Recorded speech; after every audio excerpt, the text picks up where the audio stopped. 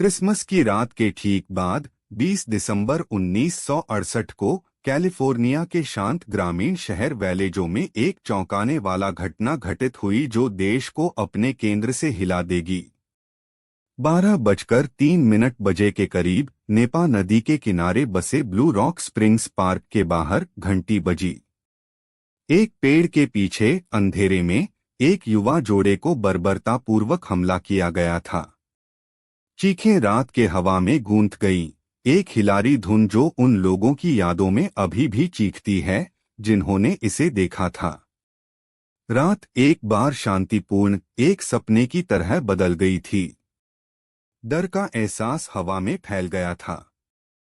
जब हम इस घटना के स्थान पर खड़े होते हैं तो दृश्य हमारे सामने एक मकबरा नृत्य की तरह खुलता है। एक सड़क के लैंप का कमजोर प्रकाश घास के नीचे एक भयानक प्रकाश डालता है।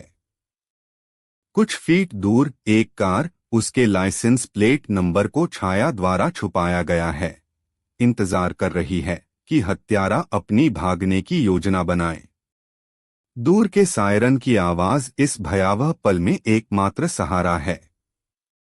और इस भ्रम में, इस क्रूरता के बीच एकमात्र संकेत जो हत्यारे द्वारा छोड़ा गया है। एक करीबी फोन बूथ पर एक रहस्यमय संदेश है, एक संदेश जो हत्यारे के विकृत हस्ताक्षर के साथ जुड़ा हुआ है। हमारा ध्यान हत्यारे पर जाता है, एक रहस्यमय आकार के रूप में। पुलिस घटना के उस भयानक रात के घटनाओं को जोड़ने लगती है। वह एक लंबा आकार है जिसकी उम्र लगभग 30 के आसपास है, जिसके चेहरे पर एक कांटेदार बाल और एक खतरनाक चमक है। उसकी वेशभूषा एक संयोजन का है जिसमें आरामदायक और भयानक है। एक लाल प्लेड शर्ट पहनी हुई जींस और एक विशिष्ट काला जैकेट है। उसके चारों ओर का वातावरण भारी तनाव से भरा हुआ है, जैसे कि वह हवा में फैले डर का आनंद ले रहा हो।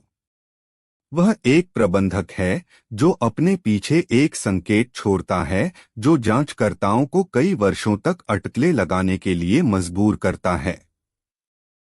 जब हम इस भयानक दृश्य की जांच करते हैं तो हमें गवाहों के बयानों पर ध्यान देना होगा जिन्होंने इस विनाश का सामना किया।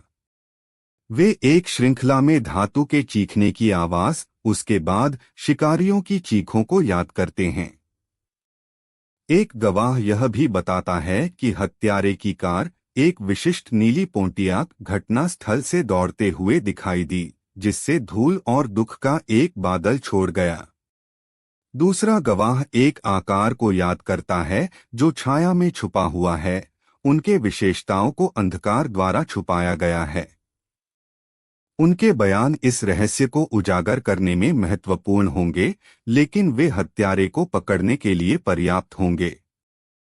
घड़ी टिक रही है और जांच अधिक जटिल होने वाली है।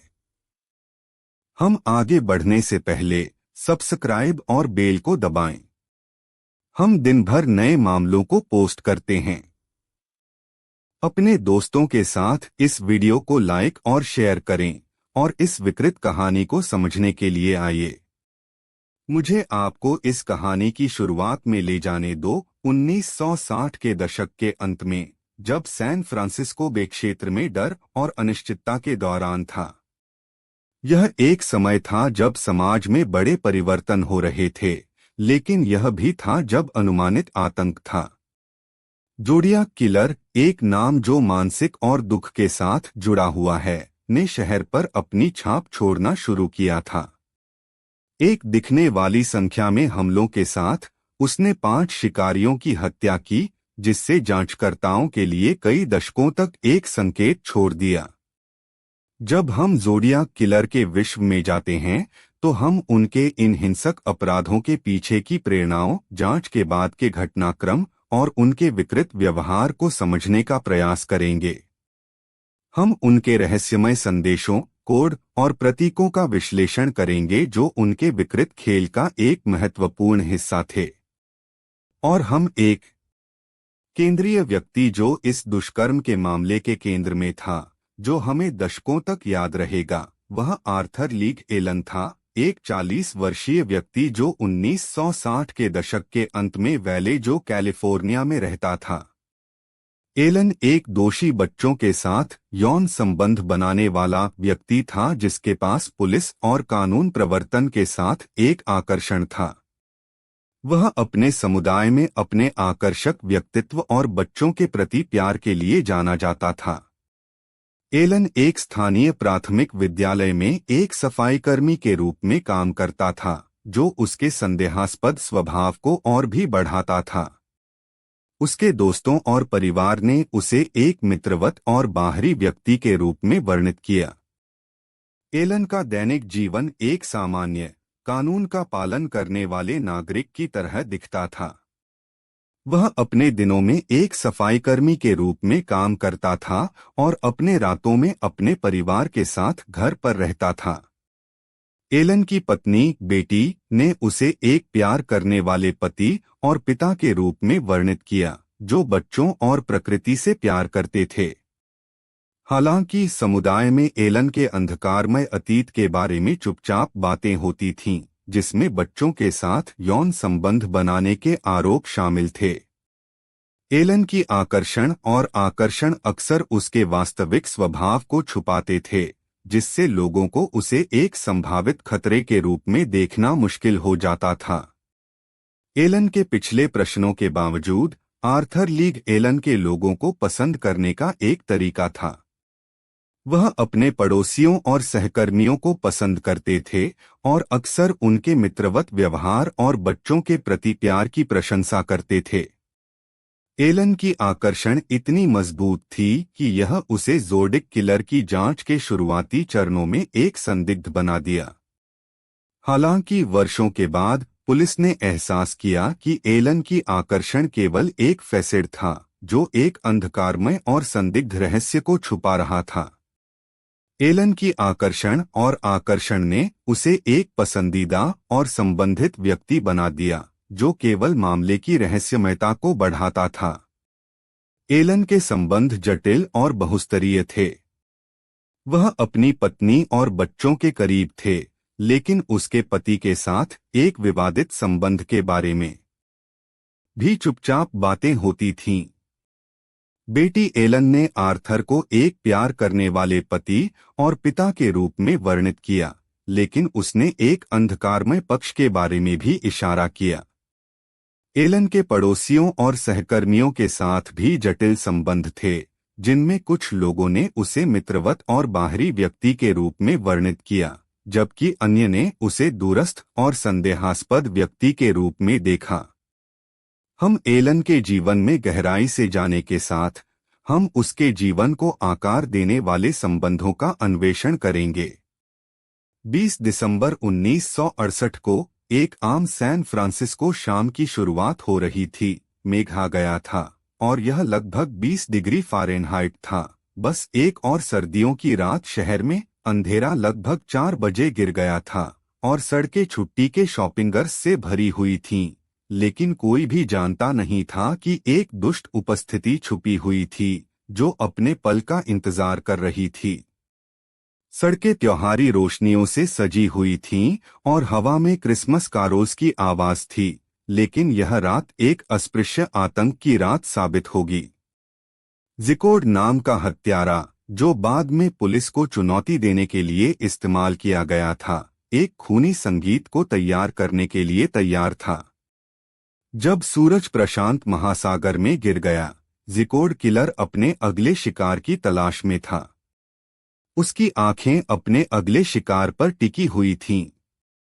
ज़िकोड किलर, एक अज्ञात पहचान वाला आदमी, अपने शिकारियों के लिए कुछ समय से उनकी निगरानी कर रहा था, और इस विशेष शाम उसकी नजरें एक युवा जोड़े डेविड फाराडे और बेटी लू जैनसन पर थीं, जो एक दूरस्थ प्रेम लेने के क्षेत्र के रूप में जाने जाने वाले ब्लू रॉक स्प्रिंग्स पार्क में अपनी कार में पार्क किए गए थे।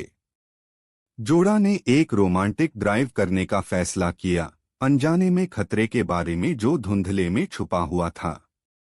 जब वे अपनी कार में बैठे थे, डेविड रेडियो समायोजित करने की कोशिश कर रहा था और बेटी अंधेरे में देखने के लिए बाहर देख रही थी। हत्यारा, जो उन्हें कुछ समय से देख रहा था, पूरी तरह से हमला करने के लिए इंतजार कर रहा था। उसकी धैर्य ने अंततः अपना काम किया। रात के बाद जिकोर किलर ने अपना कदम उठाया और एक तेज और घातक सटीकता के साथ वह अनजान जोड़े पर गोलियों की बौछार की, जो उनकी कार को गोलियों से भर दिया। आग्नेयास्त्र की आवाज रात के हवा में गूंज गई और एक ही पल में शांत शाम एक दृश्य में बदल गई जो भय और आतंक से भरा हुआ था। जोड़ा घायल हो गया था और जब वे मरने की अपनी आखिरी सांस ले रहे थे, हत्यारा अंधकार में भाग गया, रक्त और विनाश के साथ छोड़कर। हमला तेज और बर्बर था, जिससे कोई भी गवाह नहीं बचा। शांति के बाद का सिलेंस डरावना था, जैसे कि जोड़ा अपनी आखिरी सांस लेने के लिए अपनी आखिरी सांस ले रहा था, ठंडे और अंधेरे रात में। इस अपराध का सबसे चौंकाने वाला एकल विवरण यह था कि हत्यारा ने पुलिस को एक पत्र भेजा जिसमें उन्होंने अपने अपराध का जश्न मनाया, अपने प्रसिद्ध हस्ताक्षर के साथ। 4 दिनों के बाद हत्या। पत्र जिकोर किलर के अपराधों का एक प्रतीक बन गया। अमेरिकी वास्तविक अपराध इतिहास में हमेशा के लिए अपना नाम छोड़ दिया। यह एक क्रूर और दिल का तार हुआ था, जिसने पुलिस को हिला दिया और लोगों को हिला दिया। पत्र की तस्वीर, जिसमें उसका क्रिप्टिक संदेश और हत्यारे का हस्ताक्षर था, देश के लिए कई वर्षों तक आतंकित करने वाली थी। यह एक विवरण था जिसने सिर्फ शीर्षकों में सुर्खियां बनाई और उन लोगों के लिए जो इसे देख रहे थे, उनके लिए एक ठंडक का कारण बना। पुलिस को अपराध के स्थल पर जल्द ही बुलाया गया और अधिकारी एक दुर्जय दृश्य का सामना किया। 2 युवा लोग, एक बिना कारण के हिंसा के शिकार। पहला अधिकारी जिसने अपराध स्थल का पता लगाया, हैरान और दुखी था, जानते हुए कि जोड़ा की मदद करना असंभव था। अधिकारी के विचार क्रोध और असंतुष्टता से भरे हुए थे, जानते हुए कि उन्हें इस हत्यारे को पकड़ना होगा इससे पहले कि वह फिर से हमला करे। जो अन्वेषण का पालन हुआ, वह उस समय का सबसे प्रसिद्ध मामला था, जिसमें पुलिस ने जिकोर किलर को पकड़ने के लिए काम किया। देश एक अपराध के लिए चिपका हुआ था। उत्तरी कैलिफोर्निया में जिकोर किलर के अपराधों के एक श्रृंखला के लिए उत्सुक था। अपराध का प्रारंभिक जांच के दिनों में पुलिस को टिप्स और लीड्स की भारी संख्या से परेशान किया गया था। उन्होंने एक टास्क फोर्स की स्थापना की ताकि मामले का सामना किया जा सके, लेकिन यह स्पष्ट था कि वे अज्ञात भूमि में थे।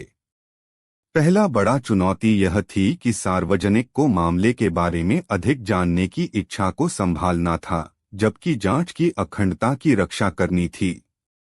पुलिस को समुदाय को आश्वस्त करने के लिए दबाव था कि वे मारने वाले को पकड़ने के लिए हर संभव प्रयास कर रहे हैं। अंततः उन्होंने मामले के बारे में जानकारी जारी करने का फैसला किया ताकि किसी को भी जानकारी देने के लिए प्रेरित किया जा सके। मामले को बदलने वाली मुख्य सामग्री एक पत्र था जो 1969 के जुलाई में सैन फ्रांसिस्को क्रॉनिकल द्वारा प्राप्त किया गया था।